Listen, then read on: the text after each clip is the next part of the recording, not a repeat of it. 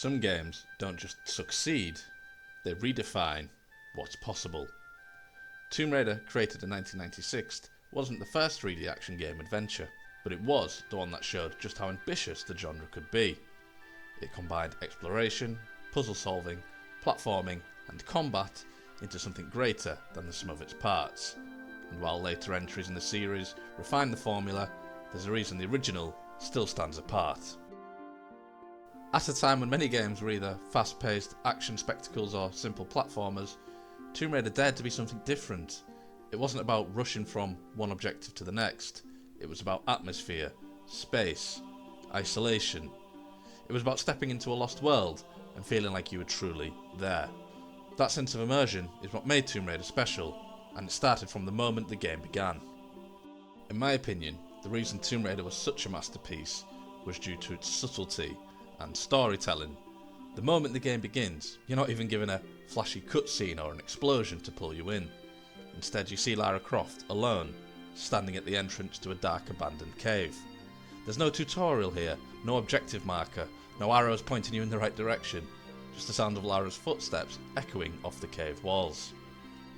It was clear the game wasn't going to tell you what to do, it was for you to figure out yourself.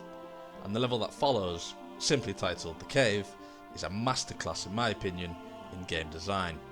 It might seem simple compared to what follows, but it does something incredibly important. It teaches you how Tomb Raider works, without ever really actually feeling like a tutorial.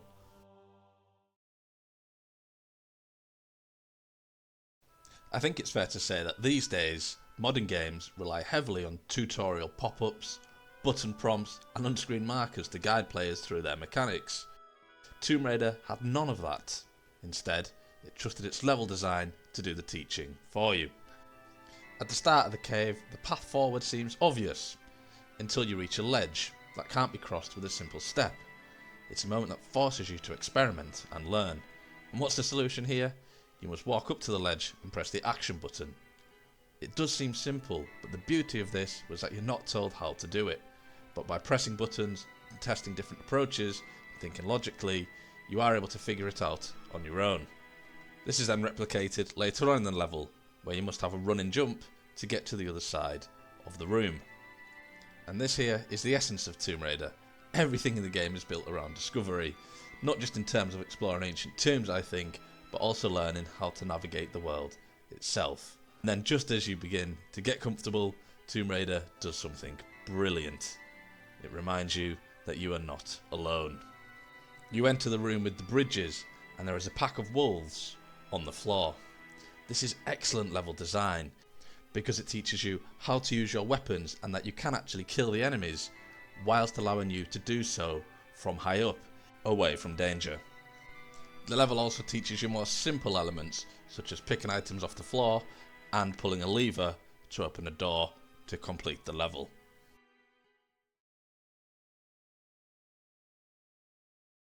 After escaping the caves, you step into the ruins of Vilcabamba, an ancient Incan settlement now long abandoned. Or at least, that's what it seems at first. And what a perfect second level. The game has taken you from the dim, enclosed corridors of the first level and now dropped you into something sprawling and a sunlit space. There's a pool of water in the centre of the room, and suddenly it's not so obvious of the path to go to progress through the level. This level is open and encourages and allows you to explore through multiple rooms and avenues. It introduces the swimming mechanic, and although none of this section is actually relevant to progress through the game, it does reveal that there are 2 obtainable secrets and shows the player that if you do take the time to explore, you will be rewarded. This level introduces you to keys that you can use to unlock doors to progress through the level, as well as a new intricate puzzle once you do manage to get to the temple. Oh, and the swinging pendulums, which shows you that there are multiple ways for Lara to die in this game. If City of Vilcabamba taught you that this was going to be a pretty straightforward and casual game, The Lost Valley is going to throw you completely off balance. And it does start simply enough. As you make your way through the ruins, you come across a hidden passage. At first, it feels like any other section of the game, until you step outside for the first time. This level opens up, and you're no longer in a claustrophobic temple, you're in an enormous valley, open and wild. The scenery here is beautiful, with the vegetation and waterfalls. And this level features new enemies, the Velociraptor, and these are substantially more difficult to kill than the previously saw bears and wolves. But as you progress through the level, you soon realise that the Velociraptors were the least of your worries when you finally see it, the Tyrannosaurus Rex. It is probably the most iconic moment in the game, and for good reason. Unlike modern games, which would signal a boss fight with dramatic music or an elaborate cutscene, Tomb Raider does nothing of that, and it simply brings the T-Rex in front of you, out of nowhere. And this is the moment, in my opinion, where Tomb Raider truly shows its beauty. It's not just about jumping puzzles and key hunting, it's about the thrill of the unknown. You never know what's waiting around the corner, and that's what keeps you moving forward and wanting to play the game. And in my opinion, that's what makes Tomb Raider's approach to fear so special. It doesn't rely on any cheap tricks. There are no sudden loud noises or artificial tension. The game, to me, simply builds its world in a way that makes you feel small. And it's in the moments like The Lost Valley where the game does something a few games have the audacity to do, and that is to come through and surprise you. Where a few minutes ago you were exploring a stunning, forgotten valley, and now you're fighting for your life against a T-Rex 4 times the size of you.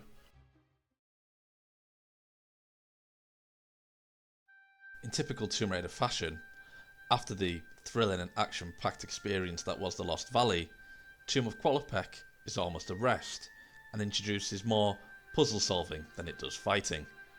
This level is key to the storytelling of the game, as it is the first place where you get your first piece of the Scion, hidden deep within the tomb, of which, when you do eventually claim, the entire tomb begins to collapse, as if the very act of taking it has triggered something unnatural. In my opinion, this is Tomb Raider at its finest. It doesn't just use the level as backdrops, it uses them as storytelling devices. You don't read the history of Tomb of Qualopec, you actually experience it. And then just at the end of the level, you are hit with yet another surprise. Larson Conway. This is the first human encounter in the Tomb Raider game. This is an amazing twist. The fight is different from anything that has came before it. Larson isn't just some animal or dinosaur or beast. He's armed, he moves unpredictably, and he feels like an intelligent opponent. He's not just an obstacle, it's actually a reminder that you're not the only one looking for the Scion. Although the fight is relatively short, it changes everything. Up until now, the game has been about going at this mission alone, but now you realise there are other people also seeking the Scion. You come to learn Tomb Raider isn't just about exploring ruins and solving puzzles, it's about something much bigger, an unfolding mystery, a battle for survival, and a journey that's about to take a much darker turn. By the time you reach St. Francis Folly, you've already explored deep caves, ruined cities, and hidden valleys. But this level was going to represent a huge step up in terms of difficulty, and challenge you in ways that you haven't yet been challenged before. Because this level introduces a design on a vertical scale. The game doesn't tell you where to go, it doesn't give you a checklist of objectives. Instead, it presents you with a giant multi-layered puzzle and lets you approach it however you want. To progress, you need to find a way into each of the 4 rooms, solve the challenges inside, and then figure out how to return safely. But the real challenge was because the level was built vertically.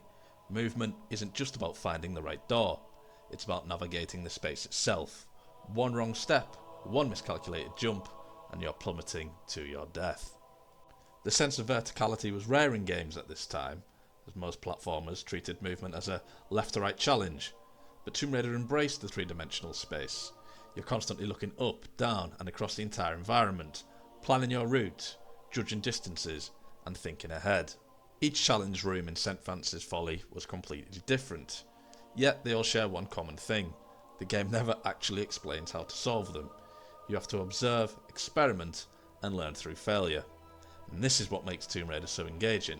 It doesn't just challenge your reflexes and combat ability, it challenges your ability to understand the spaces you're exploring. And St. Francis Folly was just the beginning. As you make your way through the next level to the Colosseum, you understand just how grand a level can be. The design on this level is intelligent. It is so open, and yet the design makes you utilise all of the space this level has to offer, as you must go to each corner of the massive Colosseum room in order to progress through to the next level. Not only does this level feature countless animal enemies, but also a new human, Pierre, who is constantly on your tail during this level and makes you have to watch out for him the entire time. I think what's so amazing about this level is that exploration isn't encouraged, but it's actually necessary, as you must utilise the entire room to finish the level fully. While it does also contain some of the best hidden secrets you'll find throughout the entire Tomb Raider 1 game, which aren't so apparent on your first playthrough, which is also a nice touch to be added in, I think. Similar to this is the next level of Palace Midas, where the full space must be utilised in order to complete the level. And, although it isn't in one big room, you will often find yourself up another layer on the level, however is reminiscent of an area you have already been. For example, the start of the level, you were in the room with the pool, whereas later on you were above that section, walking along the edge of the roof. The Palace Midas level does well to introduce a one-of-its-kind lever puzzle, which I think is a brilliant idea to convey to the players that there are still new things to come within the game.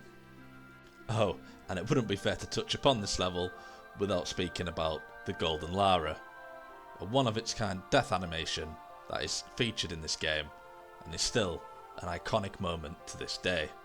These two levels pair exceptionally well together, with the constant traps and puzzle rooms and large amount of animal enemies. You are fully immersed in a challenging area where the game is showing you no mercy and encouraging you to explore through the entire level.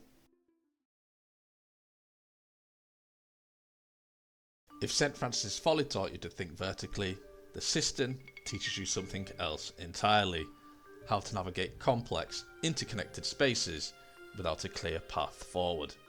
The beauty of this level is that at first glance, the system seems like a simple water-filled chamber, but as you explore, you realise it's actually one of the most intricately designed levels in the entire game, and introduces you to another new mechanic, and that is the flooding and draining of the water. By pulling the lever, you can raise or lower the water level, which changes the way the environment functions. Passages that were once submerged become accessible, while others are cut off. In my opinion, this creates a fascinating dynamic. The level isn't just a place to explore, it's a puzzle in itself. You're constantly re-evaluating the space, retracing your steps, and thinking about how different sections connect. It's a perfect example of non-linear design. There's no single path to the goal, and the game never tells you what order to do things in. Instead, it gives you a space of full possibilities and lets you figure it out on your own. Even if this is one of the most frustrating levels throughout the entire game. Following on from this, we do reach the level Tomb of Tehokan, which is an almost polar opposite to that of the Cistern, where there only seems to be one path. It's linear and clear where to go to progress through the level. This level is pivotal in terms of its storytelling, for this is where you finally defeat Pierre Dupont. It tells you the story is progressing forward and that Lara is winning as you manage to obtain the second part of the Scion. Following the previous two levels, just as you've been getting used to the underwater sewage type layout, you are plunged into an entirely new world of Egypt.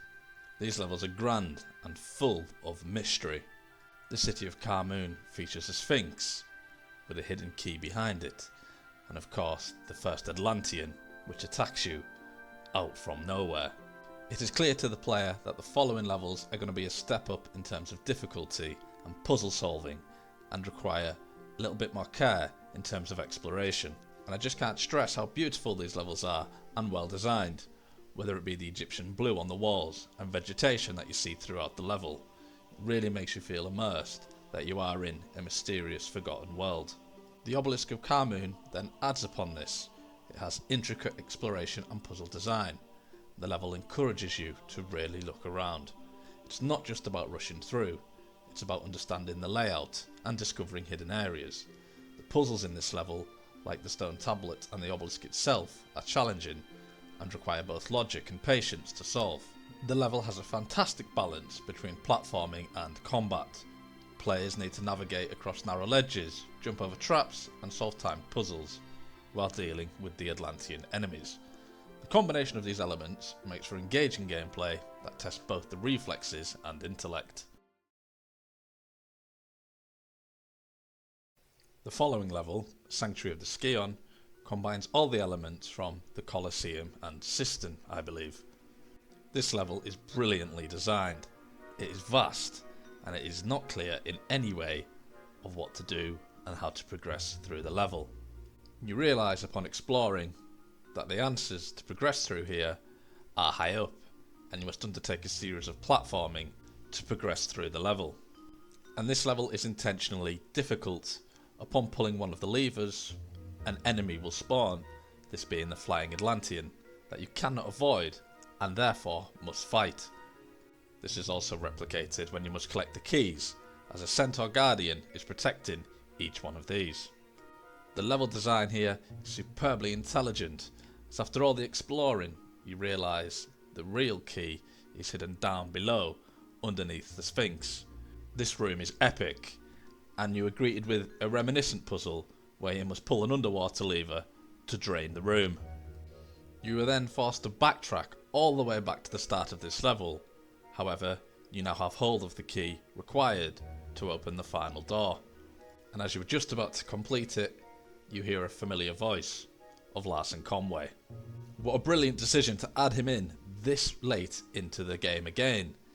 It really does pull on the nostalgic strings and shows you how far you came when you remember the last time you faced him was on level 3, the Lost Valley. The level of Natla's Mines takes everything you have learnt so far and flips it on its head. Gone is the vast open space of which you are encouraged to explore, and also the linear elements seen in previous levels is also diminished as well. This level is incredibly unique, as you have no weapons at all right at the start. The environment has not been seen before. Although you are in a cave, it is a lot more open and industrial. Right off the bat, this level feels incredibly challenging and full of fear. It features lots of back and forth, which hasn't really been utilised up until this point. And the use of enemies whilst Lara has no weapons makes you think differently as to how to progress through the level and get through certain areas. It is placed perfectly following the heavy combat of the level just gone, and makes you think back to that puzzle-like and logical mind that you've been needing throughout the entire game. And it also serves as a relaxing period and a break before the levels that are yet to come. The final two levels, Atlantis and the Great Pyramid, put everything you have learned into one final test. These are packed with non-stop action, brutal traps that will kill you in an instant, and the most unforgiving platforming. The level design of Atlantis is epic and intelligent. The fact that you can actually see how high up the pyramid you are progressing gives you a visual indicator of how far through the level you are. It is purely a war of attrition. Kill or be killed. If you have not yet mastered the art of combat, now is the time. You eventually do get to the top of the pyramid and are greeted with a cutscene. Lara is tossed onto a platform, and the boss battle commences. In my opinion, this is still one of the most iconic boss battles in the whole of gaming history. You are at the top of a pyramid. There is a huge torso-like figure trying to kill you, and you are on a platform which is barely big enough for the two of you. This section does well to test both your combat and movement abilities. The rest of this level has minimal fighting, and for the most part is just going through deadly traps and trying to survive as you escape from the pyramid. The adrenaline here is rushing through your veins. Everything you've worked up to this point is now boiling down to this moment. In the final room, you see Natla, who previously you thought had fell into the lava at the bottom of the pyramid. is granted this is an unexpected surprise, but provides for me excellent closure. You know for sure Natla is dead, Lara has the ski on, destroyed, and has completed her goal. Then you slide down the exit of a pyramid before literally sailing off into the sunset. Even today, nearly 3 decades later, Tomb Raider remains one of the most important games ever made. Its level design pushed the boundaries of what 3D environments could do.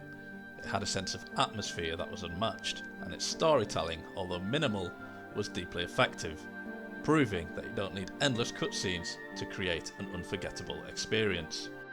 Because long after the credits roll, and long after you've left the tombs behind, that feeling of wonder, danger and discovery stays with you. And, in the end, that's what makes an adventure truly a masterpiece.